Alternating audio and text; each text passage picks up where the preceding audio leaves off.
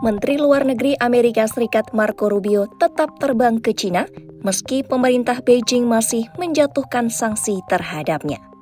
Lalu, bagaimana cara China mengatasi aturan buatan mereka sendiri? Beijing dilaporkan mengubah penulisan nama Marco Rubio dalam karakter bahasa Mandarin.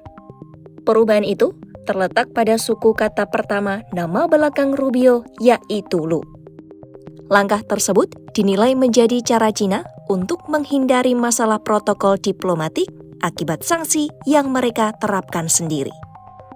Sebelum Rubio menjabat Menteri Luar Negeri Amerika Serikat pada Januari 2025, pemerintah dan media resmi China mulai menggunakan karakter berbeda untuk menulis namanya. Akibat perubahan itu, pihak berwenang tidak perlu memberlakukan larangan masuk terhadap Rubio secara langsung. Dua diplomat menyebut pergantian ejaan ini menjadi solusi cepat agar China tetap bisa menerima kunjungan pejabat tinggi Amerika Serikat tanpa mencabut status sanksi. Sebab nama lama Rubio secara teknis masih masuk dalam daftar orang yang dilarang menyeberangi perbatasan China.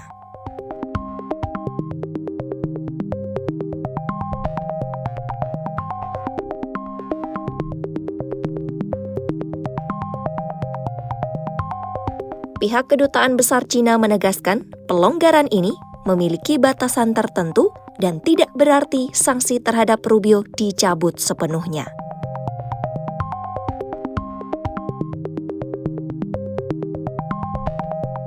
Kunjungan ini menjadi lawatan pertama Marco Rubio ke China sejak dirinya menjabat sebagai Menteri Luar Negeri Amerika Serikat. Politisi berusia 54 tahun itu selama ini dikenal sebagai salah satu tokoh Amerika Serikat yang kerap melontarkan kritik keras terhadap Beijing. Saat masih menjabat sebagai senator, Rubio menjadi salah satu pendorong utama undang-undang sanksi terkait dugaan pekerja paksa terhadap minoritas Muslim Uighur di Xinjiang. Pemerintah China membantah tuduhan tersebut dan menilai sebagai bentuk campur tangan terhadap urusan dalam negeri mereka. Selain menyorot isu Uighur, Rubio juga sering menyampaikan kritik terkait kondisi politik dan kebebasan sipil di Hong Kong. Dalam sidang konfirmasinya sebagai Menteri Luar Negeri, Rubio bahkan menyebut China sebagai lawan yang belum pernah ada tandingannya bagi Amerika Serikat. Namun, pendekatan Rubio mulai berubah saat menjabat sebagai Menteri Luar Negeri. Dirinya kini mulai menyesuaikan langkah diplomasi dengan strategi Donald Trump yang lebih menekankan hubungan dagang dan komunikasi langsung dengan Presiden China Xi Jinping.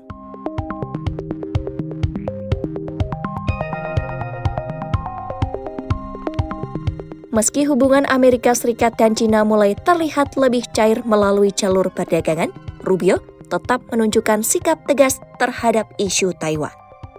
Tahun lalu, dirinya menegaskan pemerintahan Donald Trump tidak akan menjadikan masa depan demokrasi Taiwan sebagai alat tawar-menawar demi kesepakatan dagang dengan Beijing. Pernyataan itu menunjukkan isu keamanan dan pengaruh politik di Asia Timur masih menjadi titik sensitif dalam hubungan Amerika Serikat dan China. Meski masih dibayangi sanksi dan riwayat hubungan yang tegang, Amerika Serikat dan China kini tetap membuka ruang diplomasi demi menjaga kepentingan yang lebih besar. Langkah China mengubah penulisan nama Marco Rubio menunjukkan Beijing berusaha menjaga hubungan diplomatik dan perdagangan tanpa harus mencabut sanksi secara resmi.